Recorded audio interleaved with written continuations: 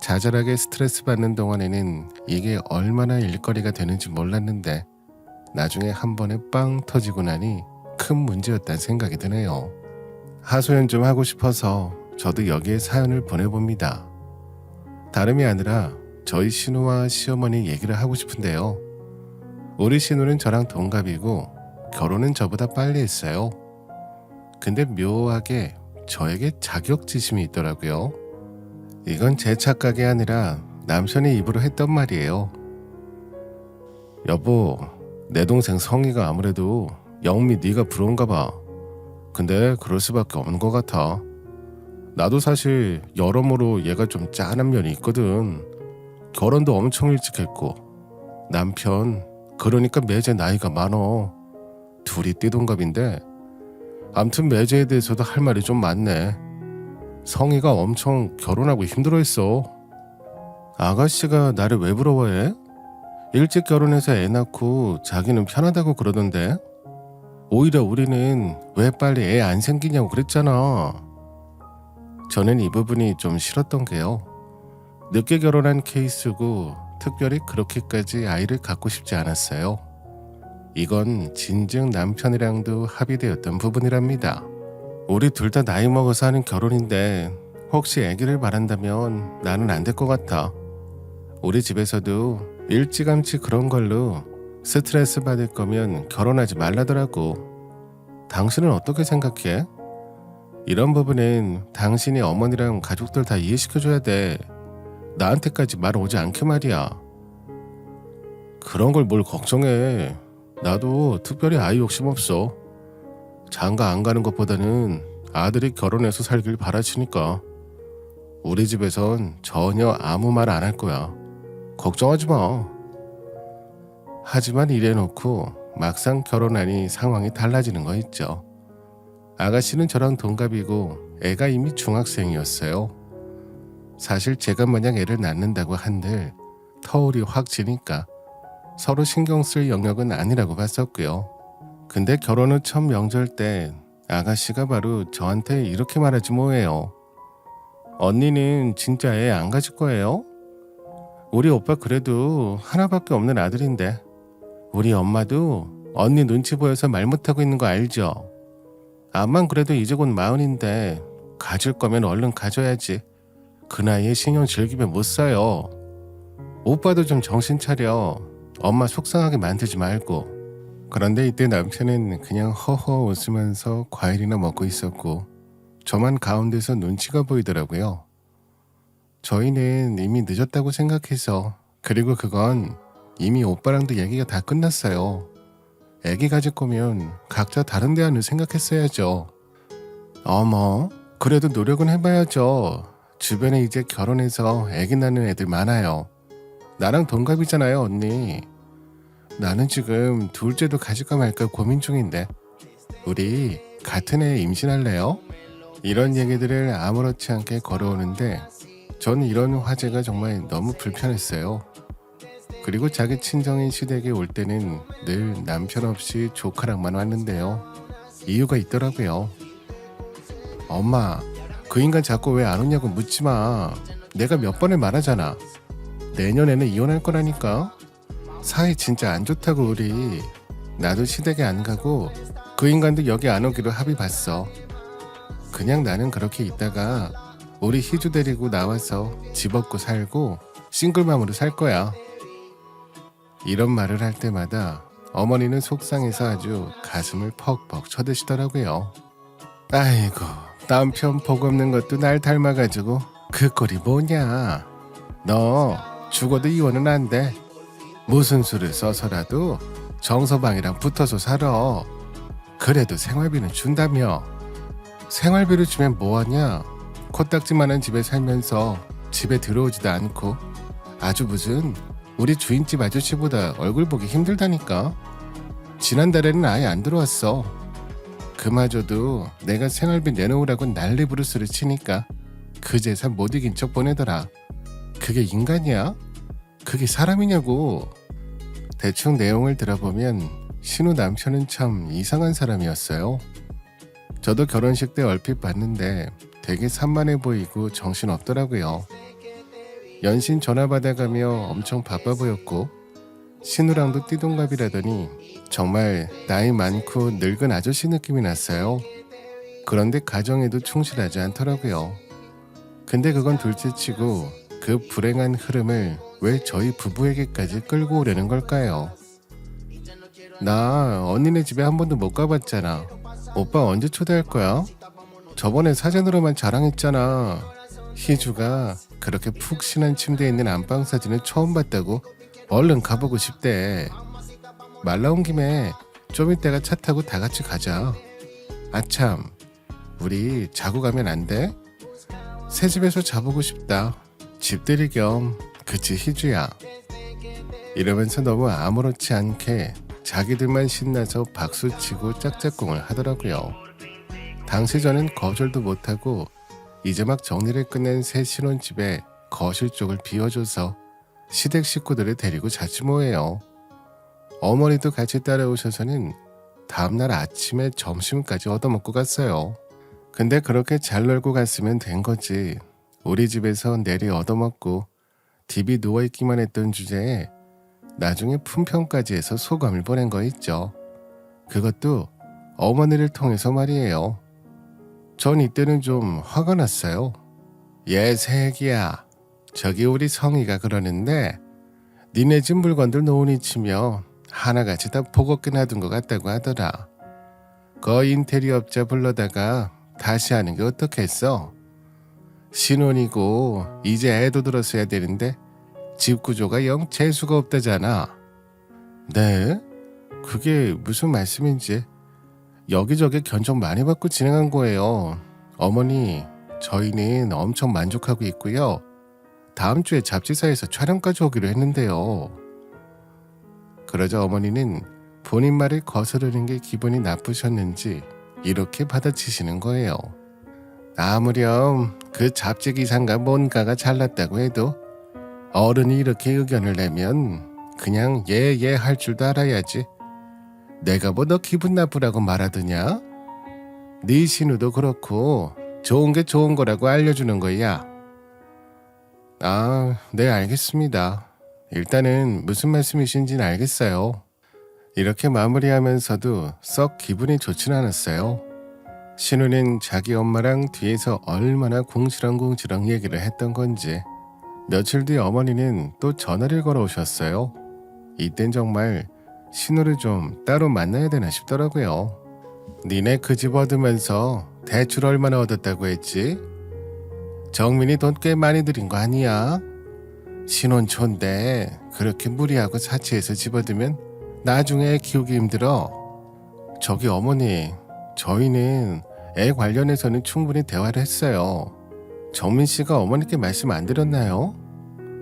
가급적 저와 어머니가 직접 대화하는 건 피하고 싶었는데 이렇게 얘기가 돼버렸어요. 그게 뭐 나도 듣기야 했는데 그래서 진짜 안 가지려고? 아니 그러다가 생기면 어쩌려고 그래. 안 나올 것도 아니잖아. 네 신우 봐라. 애 일찍 낳아서 벌써 저렇게 애가 컸지 않냐. 절약해서 야무지게 잘 살아야 돼. 니들도 니네만 살다 죽을 거 아니잖아. 갈수록 말이 안 통하는 어머니의 전화를 받는 것도 고역이고 신우는 대체 제가 뭐가 그렇게 싫은 걸까요? 자꾸 본인 엄마 통해서 쓱쓱 일거리를 만들더라고요. 그러다가 얼마쯤 지나 남편으로부터 아주 놀라운 소식을 들었답니다. 저기 성이 임신했다네. 둘째 얘기가 들어섰대. 내 참 임신이 되고 안 되고를 떠나서 이혼할 거라더니 어떻게 또 그런. 아무튼 그렇다고 하더라. 나도 어제 알았어. 아가씨가 임신을 했다고? 그 뭐야, 아주버님이랑 사이 안 좋은 거 아니었어? 남편은 자기가 어찌 알겠냐고 하면서 고개를 이리저리 휘두르고 저도 무척 놀라웠어요. 그런데 나중에 어머니 말하시는 걸 들어보니까 그렇게 막 축하할 상황은 아니더라고요. 그놈 자식, 애 가진 지 마누라 돌보지 않고 또 밖으로 도는 거 봐라. 에휴, 사위라는 것도 어쩜 그 모양이라서 내가 이렇게 복 없이 사는지 원. 성이 저거 또 지 처음에 애 가졌을 때처럼 우울증 들어가지고 맨날 울면서 전화 오는데 미치겠어 정말. 별수 없이 뭘 그래.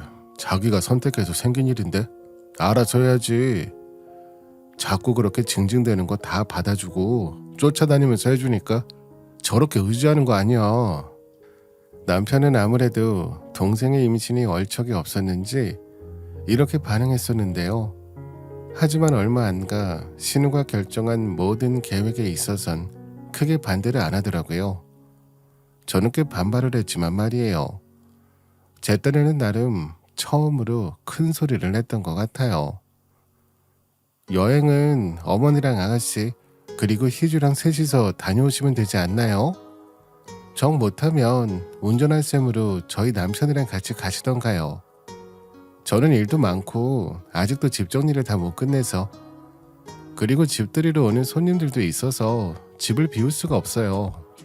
제 딴에는 최대한 핑곗거리를 만들어가면서 슬슬 빠져나갈 생각이었지만 어머니랑 신우는 아주 완강하게 반대를 하더군요. 그런 게 어딨어. 가족인데 다 같이 가야지. 이번에 운전은 정민이가 할 거고 너는 갈 만한 곳들 좀 알아보고 안내하고 그래라. 성희가 지금 입덧이 심해서 뭘 해도 힘들어해.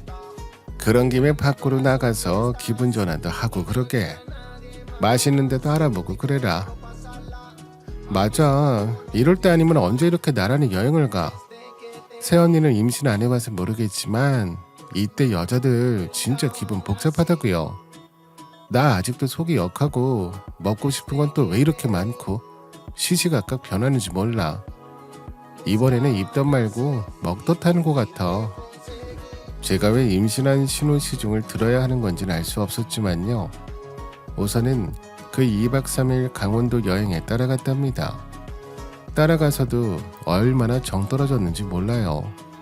어머니랑 신우는 세상 그렇게 서로를 안타까워하고 저는 시중드는 무소리로 알고 계시더라고요. 중간에 저도 한 번은 터져서 남편에게 말했답니다.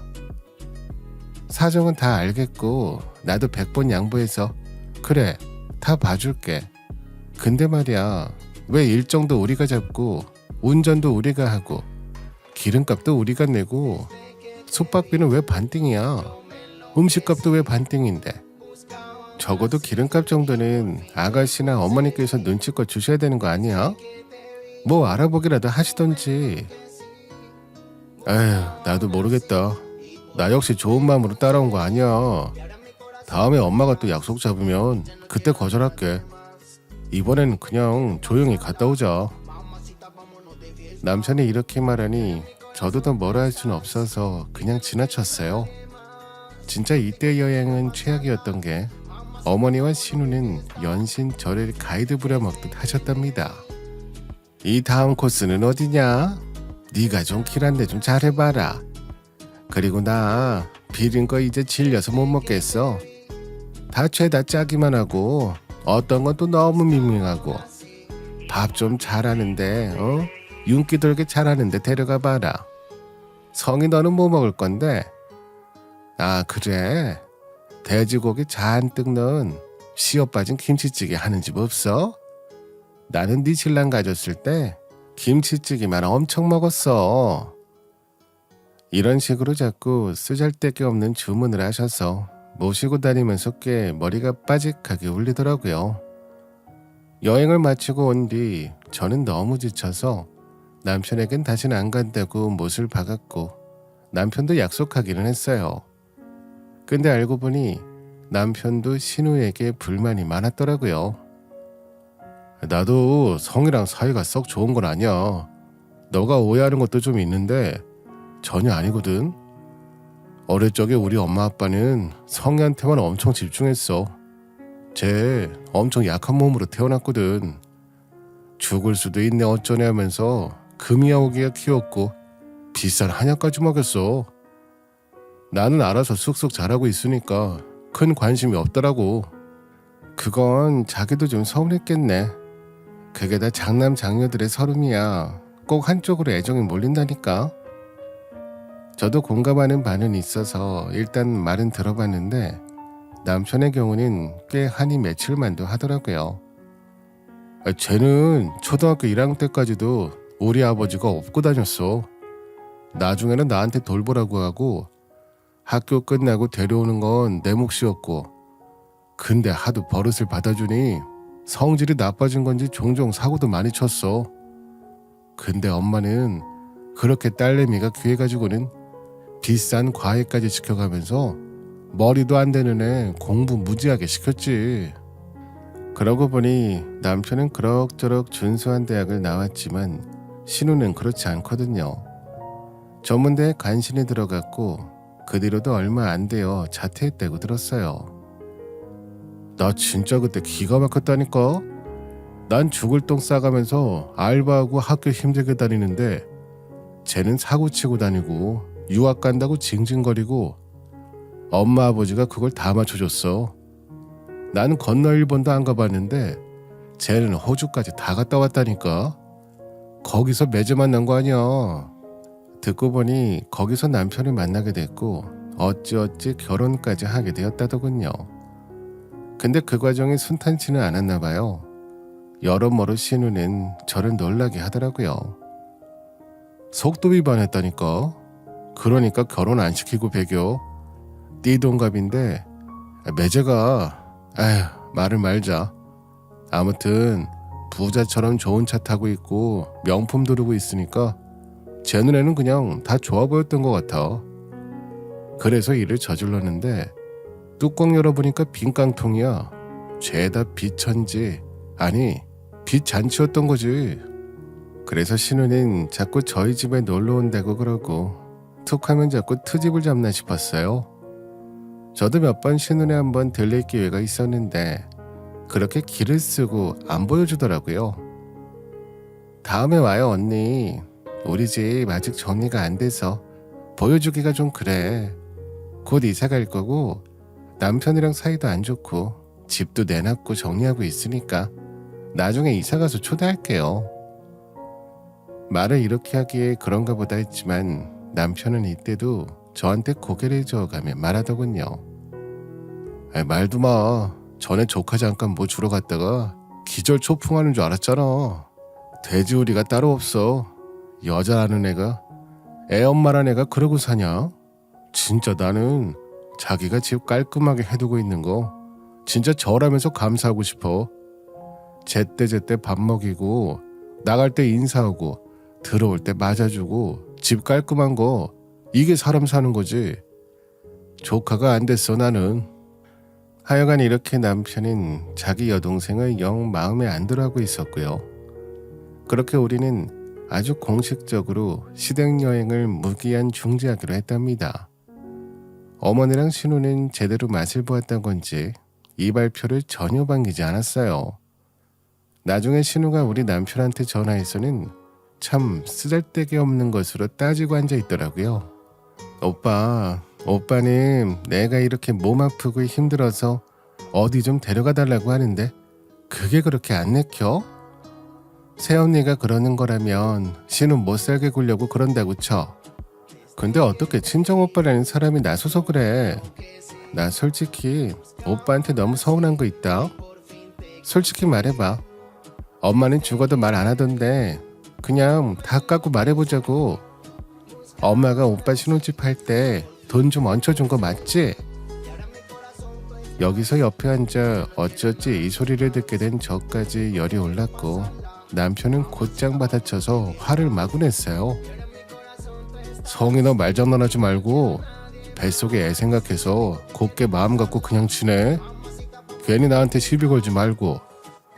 솔직히 매자랑 네 문제는 네가 해결할 것이지. 우리 집까지 끌고 와서 이렇게 다 같이 몰려다니면서 돌아다닐 때냐? 그리고 뭐 신혼집? 이거 네 언니랑 나랑 반반 못해서 들어온 집이야. 엄마가 돈이 뭐가 있어. 그러자 신우는 주춤하더니 여전히 궁시렁거리더라고요. 그럼 엄마가 그렇게 곧 죽어도 돈 없다는 말이 진짠가?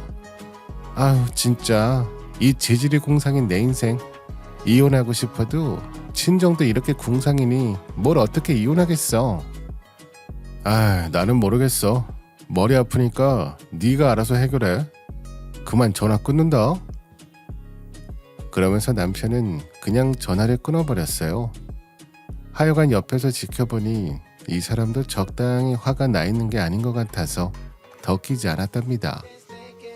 여하튼 제 마음은 그냥 어머니가 본인 딸 끼고 평생 사시는 게 낫겠다, 그런 마음이었어요.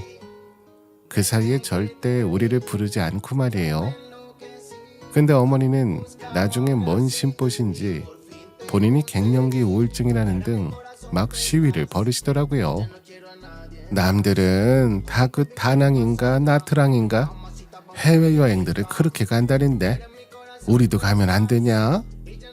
내가 이번에는 돈 거하게 낼 테니까 다 같이들 가자. 내가 살면 얼마나 살겠어? 2달이 멀쩡할 때 가보는 거지.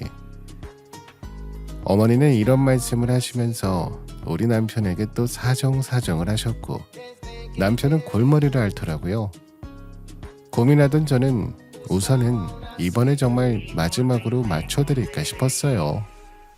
나도 너무 불편한데 이번만 맞춰드리자. 어머니도 앞으로는 가잣소리 안 하신다잖아. 그렇게 설득해서 가려는데 알고 보니 혹시나 했던 대로 신우랑 신우 조카까지 끼게 된 거예요. 게다가 어머니는 항공권만 전액 내주시고 호텔비나 그 외는 알아서 내길 바라시더군요. 에휴, 남들 다 가는 해외여행 가보겠다고 비행기 표값도 내가 일일이 다 사줘가면서 가는 여행이라니. 그래도 일단 가게 돼서 너무 좋다. 나머지는 니들이 안내해라. 성이랑 정민이랑 다 니들 다 같이 알아봐봐. 이렇게 늦게서야 통보하시는 바람에 우리 부부는 부랴부랴 호텔을 예약했고, 그렇게 4박 5일의 베트남 여행을 떠나게 되었는데요. 가서 큰 사건이 한 번 터지는 바람에 여행 3일째부터 그 누구도 말 한마디 하지 않고 호텔 방 안에만 각각 떨어져 머물렀답니다. 그 사건은 바로 신우의 폐악질 때문이었어요. 나 지금 속이 너무 아파. 좀 쉴래. 근데 엄마랑 오빠는 그 뭐야? 배 타러 가는 거 하려고?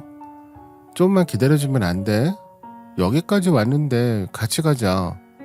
나 이거 진짜 배 한번 꼭 타고 싶었단 말이야.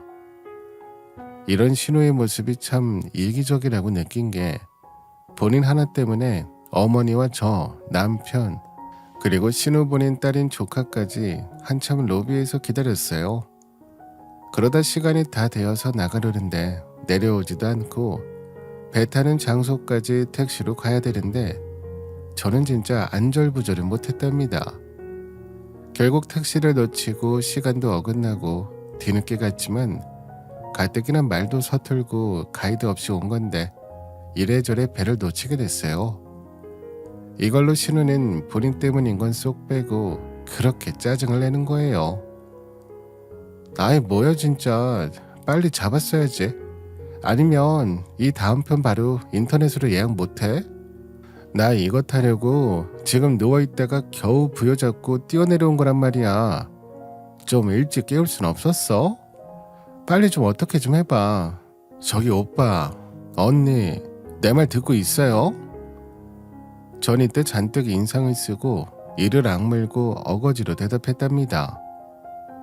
아가씨 엄청 깨우고 문을 그렇게 두드렸는데 아가씨가 안 일어난 거예요. 희주랑 저랑 오빠까지 돌아가면서 깨웠다고요. 그럼 아가씨가 배 예약해보시던가요. 저희는 할 만큼 했어요. 이걸로 우리는 로비에서 크게 싸웠고 나중에 호텔 직원들이 막 제지하고 나가라고 할 정도로 심한 난장판을 겪었답니다. 그 다음 일정에도 신우는 계속 삐져서 승질을 내고 딸인 조카는 눈치 보고, 하여간 저는 걔가 제일 불쌍하더라고요. 어쩌다가 저런 성질머리인 엄마 밑에서, 게다가 본인이 중학생인데 웬 동생이 지금 생긴 거냐고요. 하여간 우리는 불쾌한 기분으로 베트남에서 인천공항까지 왔고요. 그 뒤로 한 달여간 서로 연락도 하지 않았어요. 그리고 좀 시간이 지났을까요? 슬슬 추운 겨울이 다가오고 신우도 본인 출산할 때가 되니 아쉬웠던 모양이에요. 자기 엄마를 통해 슬그머니 저에게 연락을 했지 뭐예요. 어머니도 어지간히 융통성 없으시더라고요. 자기 딸이 그 난리를 쳤는데 본인도 그때같이 욕해놓으시고 다시 또 저한테 딸 부탁을 하시니까요. 저기 지금 영미 너 일 쉬고 있지 않어? 그게 좀 부탁할 게 있어서 말이야. 너도 알다시피 네 신우 이제 곧 애 낳으러 가잖냐?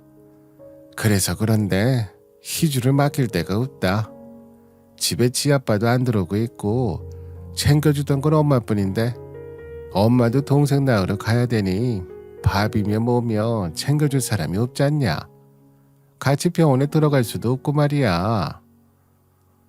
어머니, 제가 일 쉬는 거랑 희주를 봐주는 건 관계가 없어 보이는데요. 저도 프리랜서라 받아서 하는 일이 있고 일정이 지금 다 있어요. 미리 부탁하신 것도 아니고 이렇게 갑자기 몇 주 남겨놓고 봐달라고 하시면 어려워요. 일찍 말했어도 봐줄 생각은 없었지만 아무튼 핑계를 댔답니다. 어머니는 그 말이 기분 나쁘셨는지 전화를 끊으셨고요. 한 서너 시간쯤 지나서 어머니는 또 저한테 전화를 해서 마구 화를 내시더라고요. 아마 신우가 훈수를 뒀겠죠.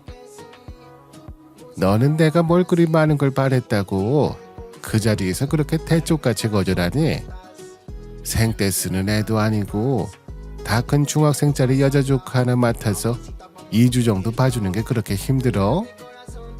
나는 지금 허리 아프고 관절도 안 좋아서 내 밥 챙겨 먹기도 힘들다.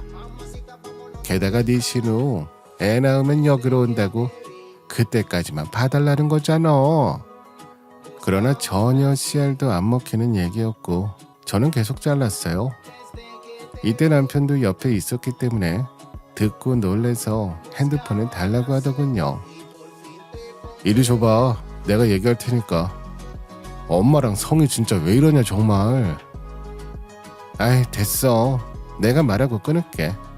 가만히 있어. 당신은 아무 말 안 해도 되니까 괜히 나서지 마. 저도 한바탕 하고 싶었지만 출산 앞두고 있는 사람이랑 더 싸나워지고 싶지 않았어요.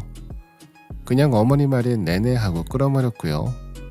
얼마 지났을까 신우는 그렇게 말도 많고 탈도 많던 둘째 임신 생활을 지나 출산을 했답니다. 저는 출산 축하금을 어머니 편으로 해서 보냈고요. 며칠 뒤 같이 아기를 보러 갔어요. 근데 여기서 좀 당황스러웠던 건 돌아오는 길에 어머니가 저희한테 기막힌 얘기를 하시는 거예요. 니네 말이야. 내가 진정 니네들 끼고 가르쳐야 했었나 본데 나는 영민이가 나한테 출산 축하 용돈 주면서 당연히 거기에 산후조리비도 넣을 줄 알았어. 근데 세상에 돈 50만 원이 뭐냐? 진짜 그게 다인 거야? 어? 여기서 운전하던 남편과 더불어 앞좌석에 앉은 저까지 너무 놀라서 어머니를 돌아봤어요. 네? 그게 도통 무슨 말씀인지. 산후조리비라뇨. 그걸 왜 저희가 내야 되는 거예요?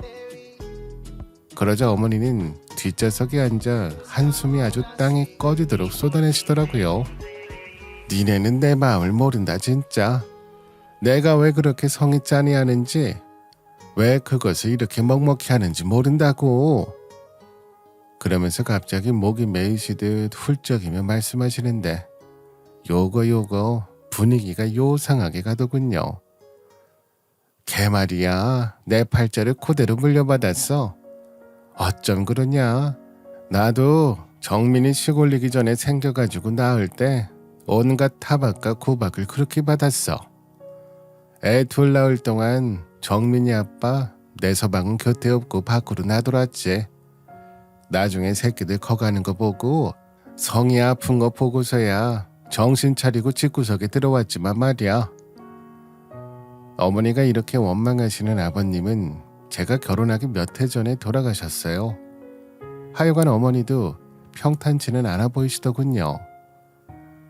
시어머니도 독살 맞게 괴롭히고 신우들도 그렇게 나를 못 놔줘서 안달이었고 정민이 낳고 성이는 몸도 성치 않아서 그렇게 안고 대학병원을 쫓아다녔다.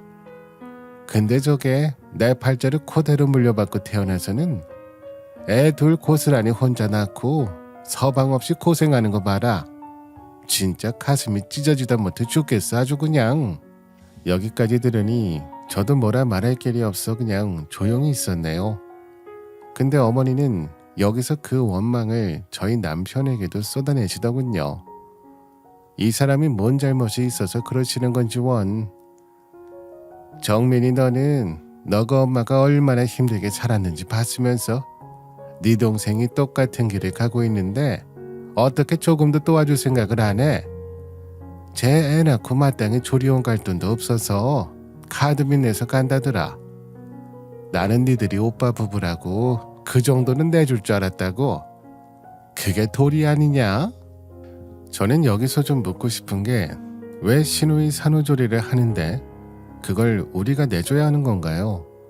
그럼 반대로 제가 산후조리하면 신우가 다시 그 돈 토해줄 건지도 궁금했어요. 출산 축하금을 50만 원 준비했는데 산후조리원 2주 머무르는 금액은 거의 700 가까이 된다더라고요. 그걸 어떻게 우리가 다 줘야 되는 거죠? 하여간 어머니 모셔다 드리고 그 다음날 아무래도 마음이 좋지 않아서 고기 좀 사서 다시 어머니 댁 들렸는데 어머니는 여전히 냉랭하게 구시더라고요. 이런 거 사온다고 내가 입에 넣을 수 있겠어? 애 조리할 돈도 없어서 그거 얼마나 된다고. 많다면 많은 돈, 적다면 적은 돈 때문에 카드 빚져서 조리원 간다지 않냐. 아휴 속상해. 나 곧 병원에 또 가봐야 된다. 이따 다시 데려다 놔줘. 그러면서 연신 눈물 콧물을 훔치는 어머니를 보며 저도 뭐 말이 나오지 않더라고요. 그냥 답답하면서 한숨만 서로 번갈아가며 푹푹 쉬었어요.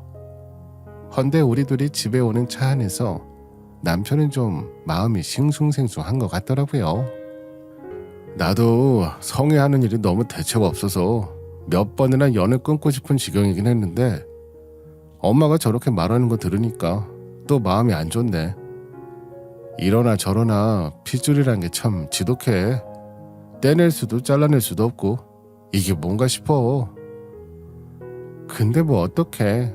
그 돈에 우리가 될 수 있는 사정은 아니니까 어머니도 아가씨도 감안하셔야지. 하여간 그 아주버님이 문제야. 연락도 안 되는 거지?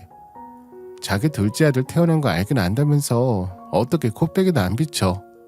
제대로 이혼을 할 수나 있는 거야? 그런데 남편은 제 말은 안 들리는 건지 한참 생각에 잠기더니 이렇게 말하는 거예요. 멍하니 남의 집 일처럼 듣고 적당히 관심을 끊으려고 했던 저는 남편 말을 듣고 기절초풍을 했어요. 근데 여보, 저기 우리 차 사려고 때려온 돈 있잖아. 그거 은행에 넣어둔 거지? 일단은 예금해둔 거라 이자가 얼마나 붙어 있으려나?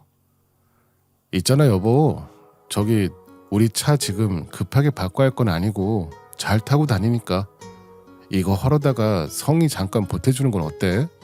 전액을 다 쓰는 건 아니고 일부를 털어서 내는 거니까 시간 지나서 찬찬히 메꾸면 되잖아.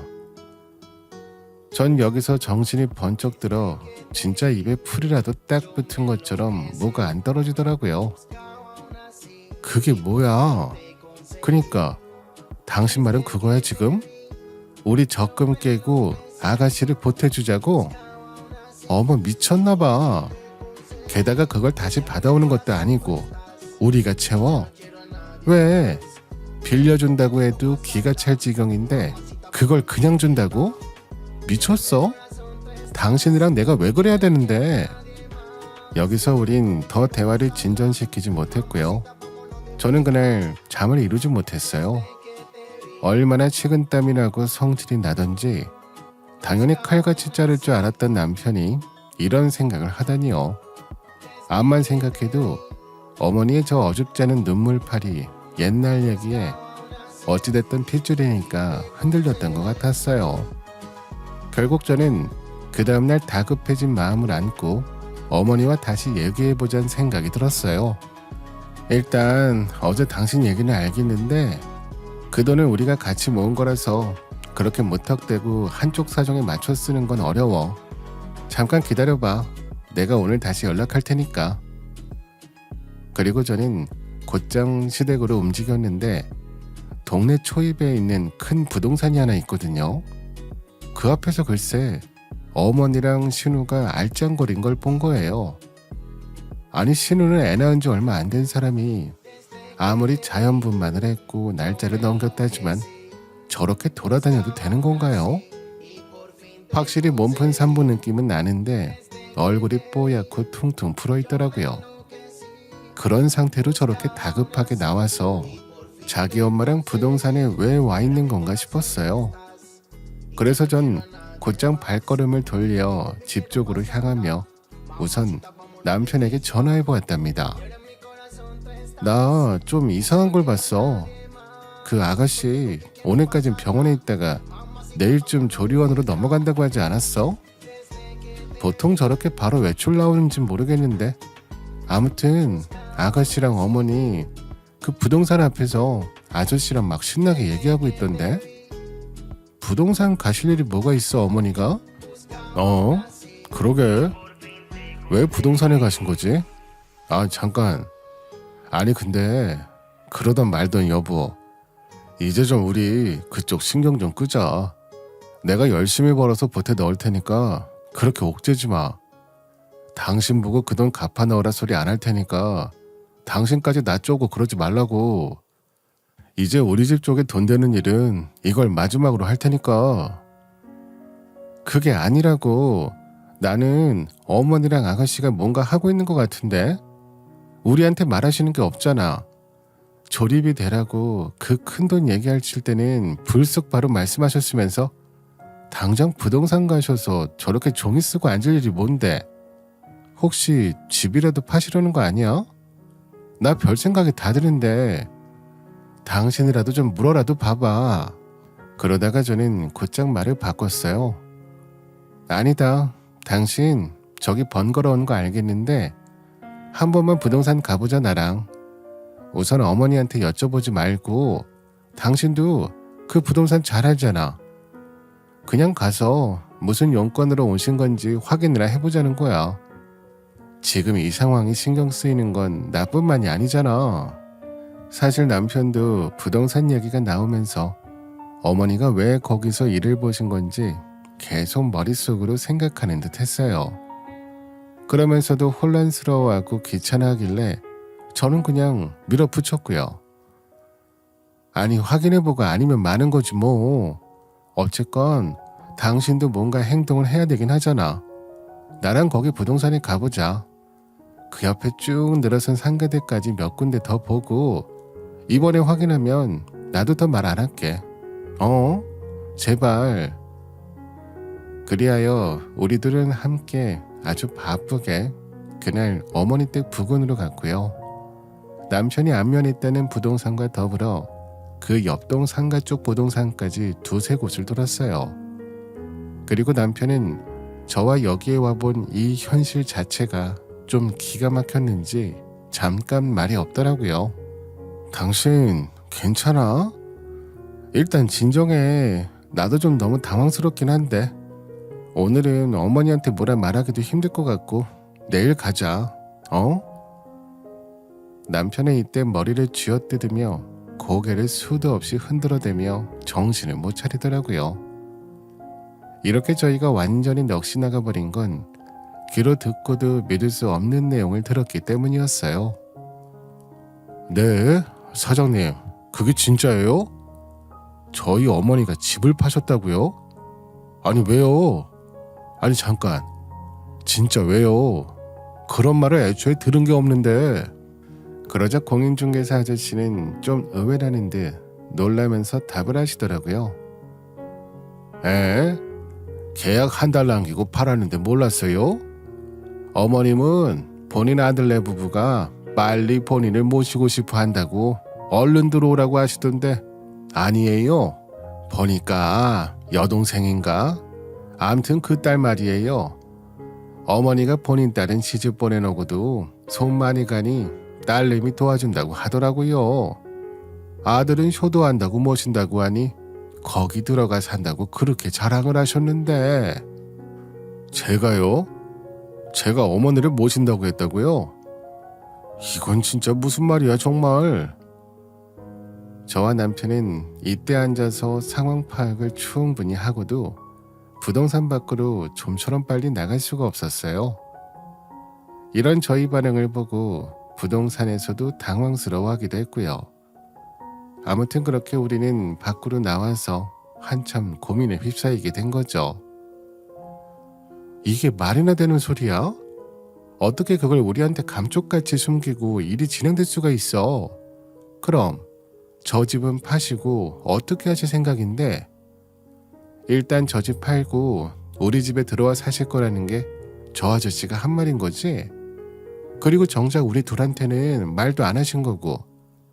근데 왜 아가씨는 같이 와 있던 거야?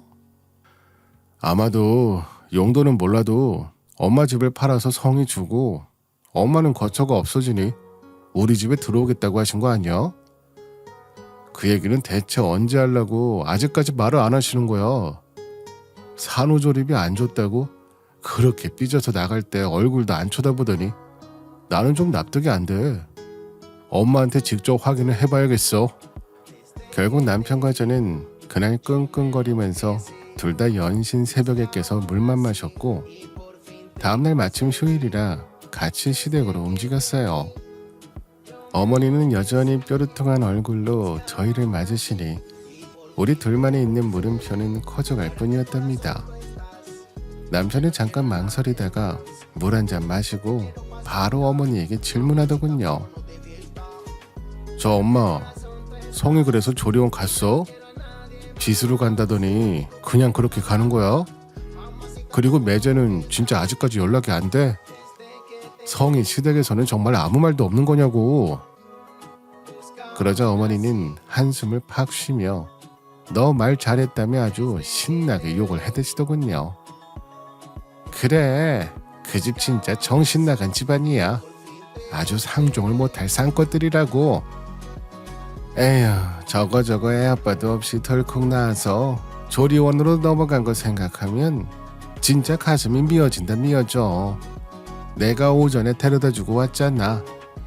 나 이번에야말로 그놈 자식하고 그 늙으수레한 논팽이하고 성이 이혼시킬 거야.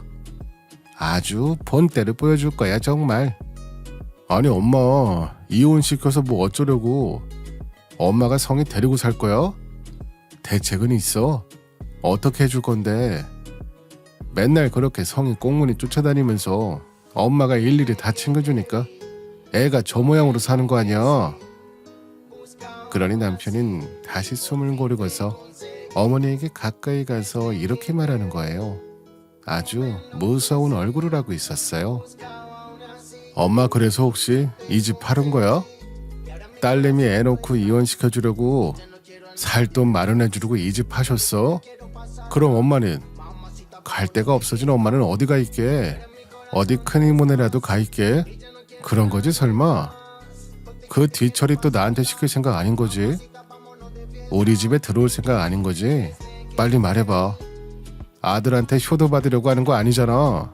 안 그래? 이때부터 어머니 얼굴은 울그락불그락 하면서도 입을 전혀 못 대고 저와 남편의 눈치를 막 번갈아가며 보시더군요. 엄마, 말이 안 되잖아. 진짜 누가 누구 보고 대책이 없다는 거야. 성이 걔 엄마 쏙 닮아서 대책이 없는 거지. 너 집 팔았다는 건 어떻게 알았어? 누가 이야기한 거야? 그게 정민아, 잠깐 내 말 좀. 엄마는 한마디도 하지 마. 나한테 한마디도 할 자격이 없어. 정말 조금 더 입 열지 마, 알았어? 엄마 있잖아. 다른 집들은 장남이 그렇게 귀하더라.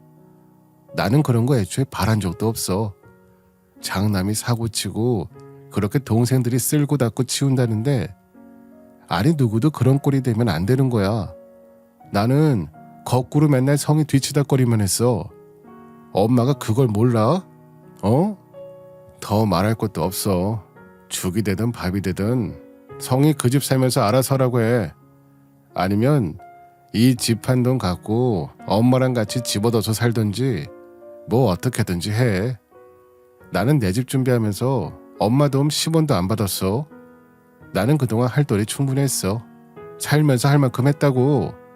그리고 남편은 소파에 걸쳐둔 옷을 손뻗어 집었고 바로 현관 쪽으로 향하는데 어머니는 겨우 막 일어나서 자기 아들을 붙잡더라고요. 정민아, 이러지 마라.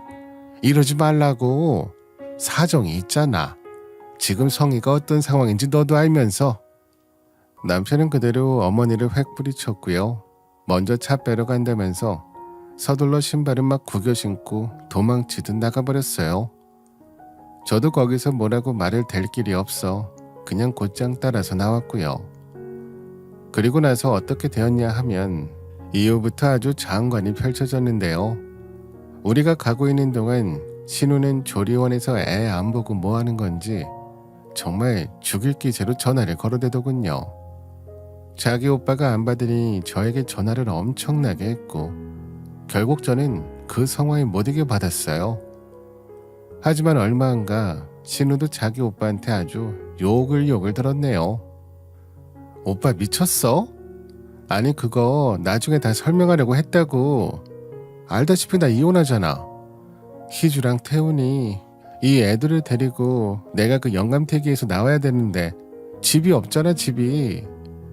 희주 학교도 전학시켜야 되고. 아이 머리 아파.